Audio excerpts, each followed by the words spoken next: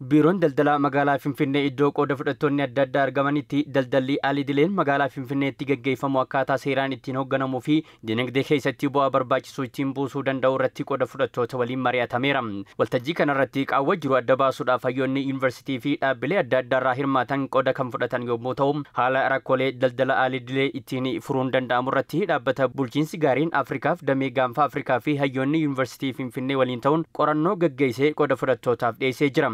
Hojiraawwachiisaa olaanaan dhaabbata bulchiinsi gaariin Afrikaaf kan damee gaanfa Afrikaa Dr. Zarihuun Muhammad dameen daldalaa alidilee Afrikaa fi Itoophiyaattis hanga barbaadamu osoo xiyyeeffannoon argatiin kan ture ta'uu ibsanii bulchiinsi magaalaa Finfinnee damichaaf iddoo laachuun kan jajjabeeffamu ta'uu ibsanii jiru. በአፍሪካ በአጠቃላይ በተለይም በኢትዮጵያ በከተሞች አካባቢ ስንመለከት መደበኛ ያልሆነ ንግድ ብዙ ህዝብ የሚሳተፍበት akka Afrikaatti keessattuu akka Itoophiyaatti sirni daldalaa alidilee hawaasa hedduun keessummeeffama. Kun ammoo hanguma heddumina keessummeessee gadhiisii ture. Amma garuu damee dinagdeef xiyyeeffannoo kennameen hojiin gaariin hojjetamaa jira.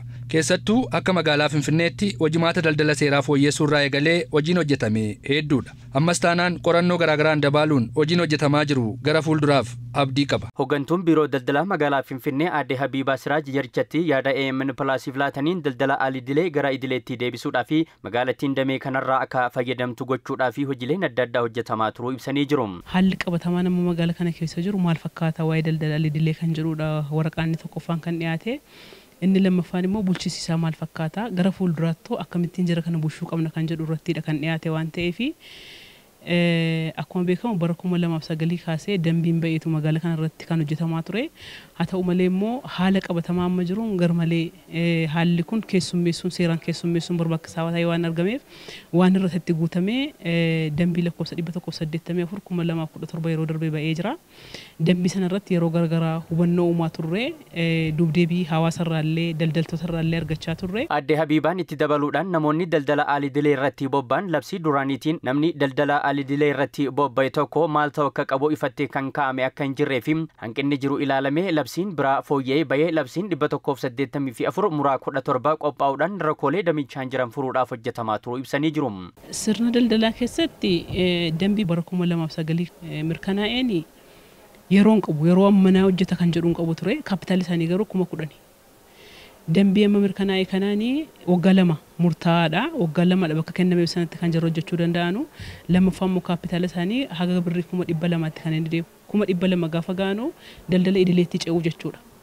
Kanaaf yeroo isaa beekaniiru kaapitaala isaa beekaniiru bakka itti hojjetan beekaniiru amma salphaa ta'aa jechuudha hojiitti gashuudhaaf. Waltajjicha irratti qooda kan fudhatan kantiibaa Ichaanaa fi hoogganaan biiroo misooma industirii magaalaa Finfinnee obbo Jaan Xiraar Abbaay sirna daldalaa ammayyaan akka jiraatuu fi magaalattiin daldala alidilee irraa akka fayyadamtuuf qooda fudhattoonni qindoominaan hojjechuu akka qaban hubachiisanii jiru.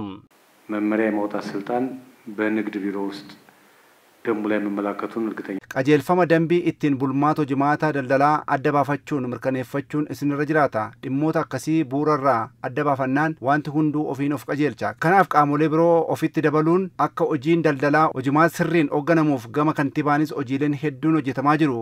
Kun cimeetti fufuu qaba. Qajeelfamni dambii bara 2017 bahee ittiin raawwatamu qoratamee kan dhiyaatee fi qajeelfamicha baasuudhaaf immoo aangoo kan qabu biiroo daldalaa magaalattii ta'uu kan ibsan obbo Jaan Xiraar rakkoo sirna daldalaa magaalattii keessa jiru furuudhaaf dambiin kun gahee olaanaa kan qabu ta'uu dubbatanii jiru.